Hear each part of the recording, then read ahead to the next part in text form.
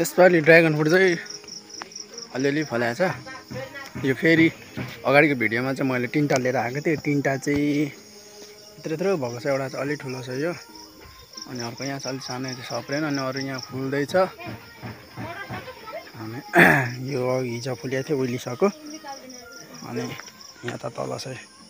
यसपालि चाहिँ dragon fruit मजाले नै खाइने भयो, किनभने अब मेहनत पनि टन्नै गएको छ नि त। एउटै मात्र हाँगा छ, एउटै मात्र हाँगाबाट भएको, एउटै मात्र बोट। 2-3वटा बोट भएको अझ धेरै हुन्थ्यो होला, एउटै मात्र बोट। यहाँ तल नि फल्दैछ, यहाँ पुरै फुल्दैछ नयाँ। यता फल्छ अझै। मैले यिनीहरूलाई पहिल्यै छिप्पाएको भए चाहिँ राम्रो हुन्थ्यो होला, अलि ढिलो छिप्पाएँ। यहाँ थियो कुहिएर गयो, यहाँ थियो कुहियो, यता पनि थियो कुहियो।